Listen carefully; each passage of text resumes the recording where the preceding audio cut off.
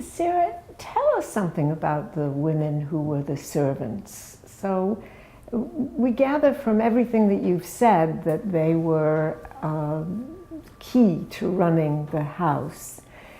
There were 4 of them in this house. Can you tell us something about where they came from and who they were? Absolutely. They were all Irish, and they, I don't know where they came from in Ireland. We do know from the 1855 New York State Census that there were 4 women here then, and they ranged in age from 18 to 31. The 31-year-old would have been the cook who had the most experience. She also would have had the best English, so with which to converse about menus with the mistress of the house. Well, of course, all the Irish would have spoken English, but they would have spoken with a rural accent. Very much so. They would have grown up speaking Gaelic, right, and then have English as well. And what strikes me is that if you look at the statistics, something like 2/3 of all the servants of all the women servants in New York at that point are Irish immigrants. It's astonishing that the Irish seem to have taken to this occupation. How do we explain that? Well, there's a number of reasons, but you're absolutely right that this service was dominated by the Irish in the mid-19th century. This was a number of reasons. For one, Irish women were emigrating on their own. They were coming from Ireland, which was plagued with problems, including the potato famine, of course, but there were problems before the famine, with farms being divided into such small parcels that it was very hard to run a sustainable farm. Many girls did not marry because of this, and they would be sent here to find work. And because they came on their own, they were happy to take a job that offered them room and board.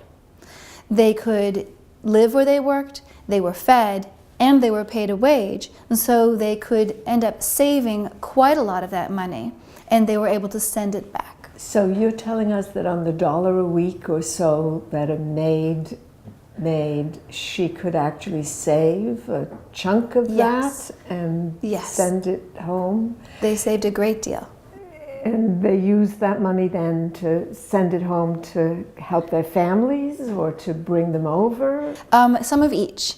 They would, the Irish Immigrant Society started the Immigrant Savings Bank, through which millions of dollars were sent to Ireland. It's one estimate, and it's a conservative estimate, that between 1845 and 54, about $19 million was sent back, much in the form of tickets, prepaid tickets. It cost about $25 to bring out a relative, is what they called it. And so you'd send a ticket and some cash, and your sister, for example, would come and perhaps even join you in the same household. So if you worked as a servant, you could save that $25 perhaps even in 6 months or Exactly. 25 You didn't have a lot of expenses. weeks. You didn't have a lot of time Right. to spend your money. And when we compare that with the wages of whatever, a shop girl or a seamstress, because many women worked as seamstresses in this period, do you know anything about how those wages compared? It's roughly double what you could earn in an industrial setting. And if you're working as a seamstress, for example, you still have to pay rent. You have to pay for your own food, Right. heat. And if you're traveling to a job, you have commuting expenses. If you live in the place where you work, your room and board are covered, and you don't have commuting expenses. The only expense they would have would be their own clothing. And Irish servants were in fact criticized by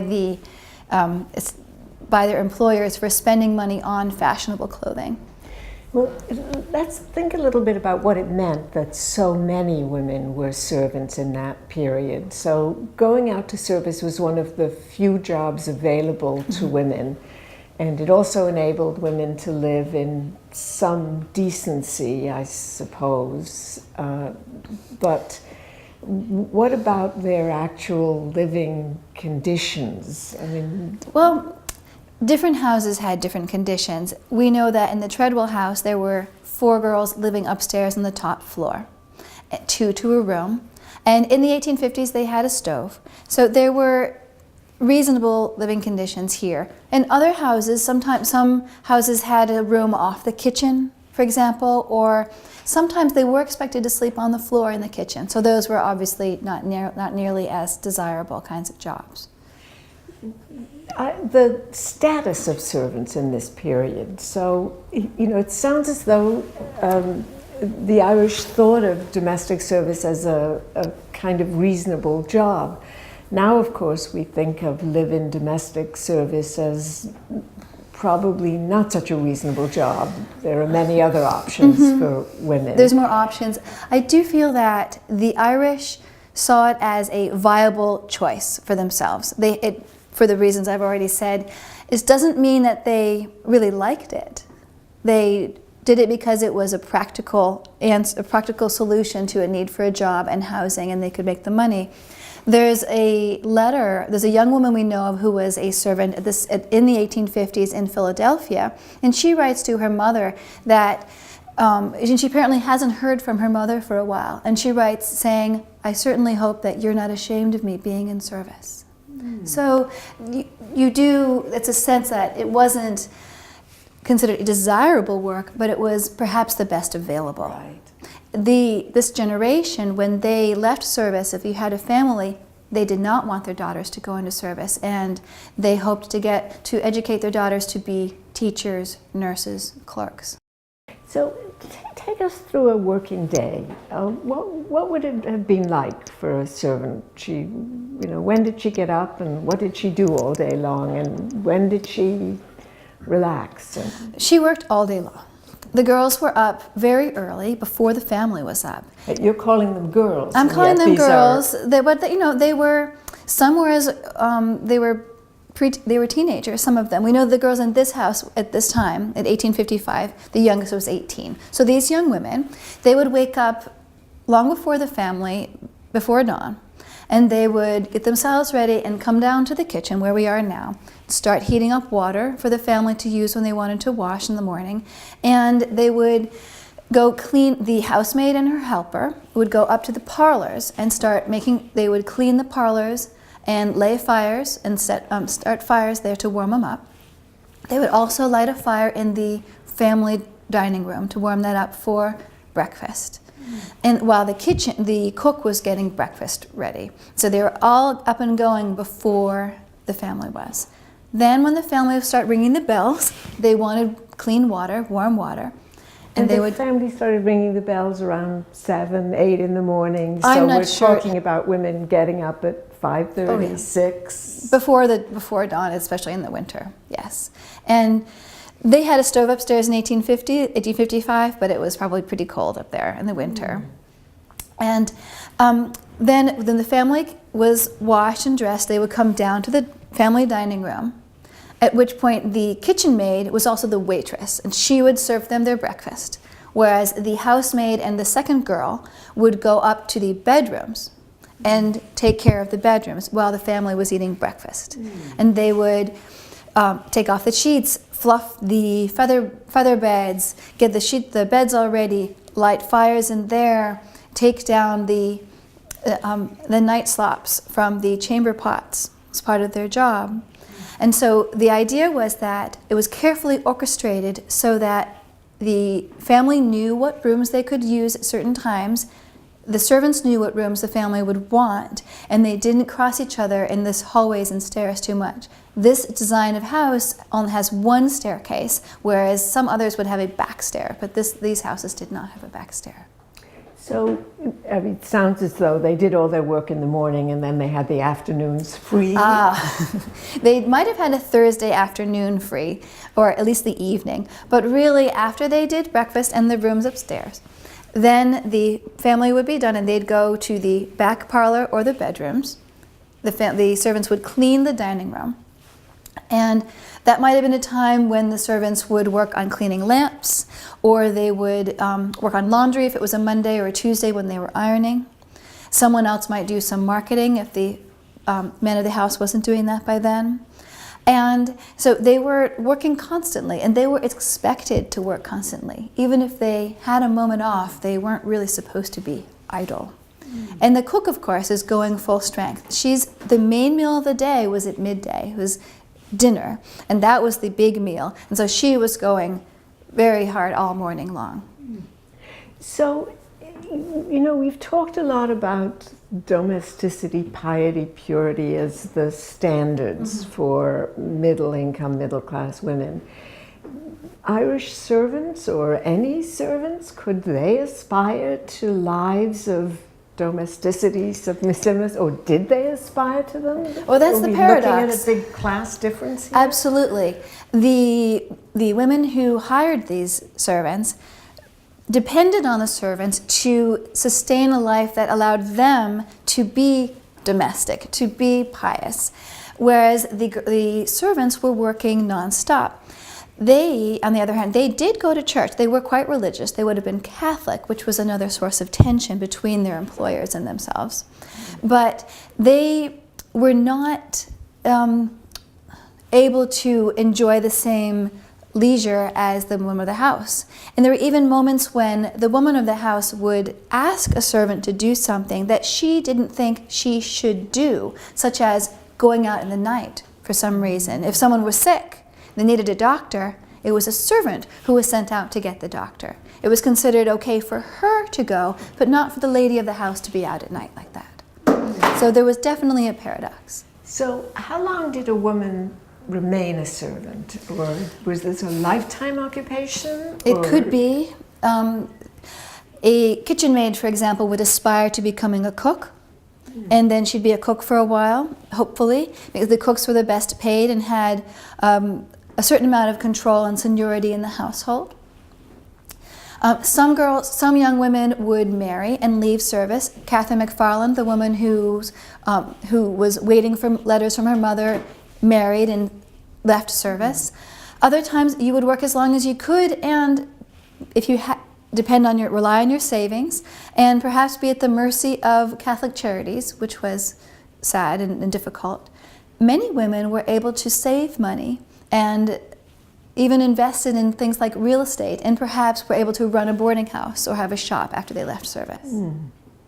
This is fascinating, and perhaps we should just conclude the conversation by saying that in the 18th century, women who worked, young women generally, who worked in other people's houses, thought of themselves not as servants, but as help, and that working in somebody else's house was thought of as a good training ground for running your own household later in life. And now, 75, 100 years later, we have a new population of immigrants coming in and taking jobs as servants, no longer help, and being treated as servants and with aspirations which might have involved some mobility within the household, but that probably didn't include the standards of the middle class. That's absolutely true.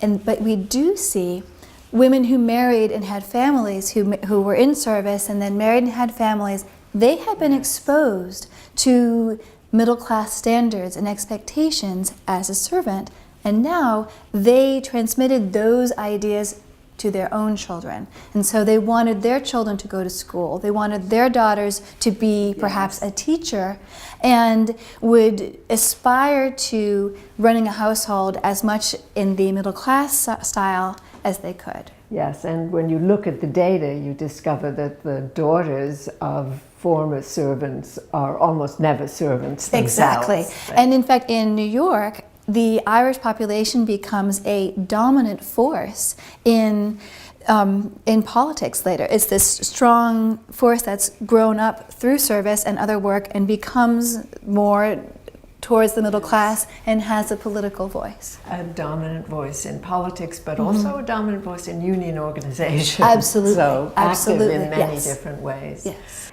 How would an immigrant find a job?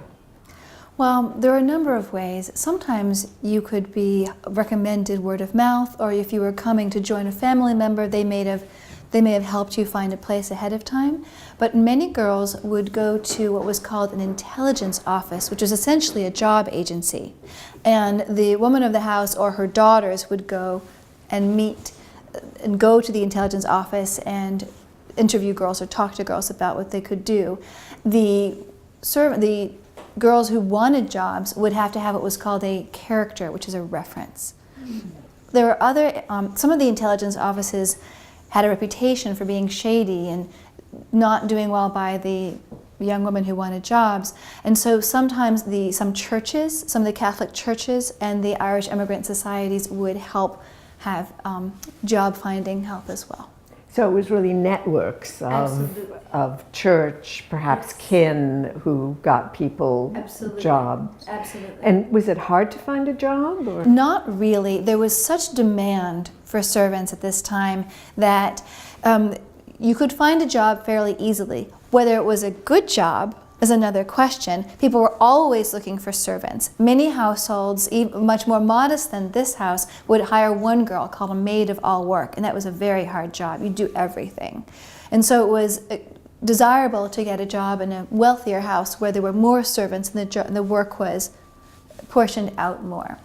But in a house like this, for example, was there a lot of turnover among the servants, or did they? There was turnover. We know that there were 4 names in the census in 1855. By the 1860 federal census, there are new names again. So in 5 years, there was turnover. And this turned out to be a difficulty for the women of the house, and they knew that they had to keep finding servants. They called it the servant problem.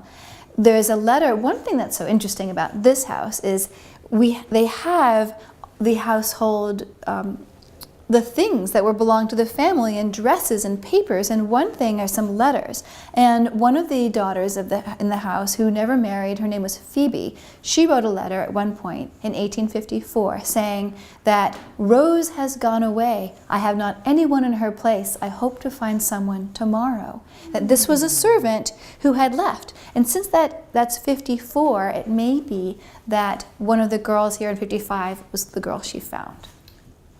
Fascinating.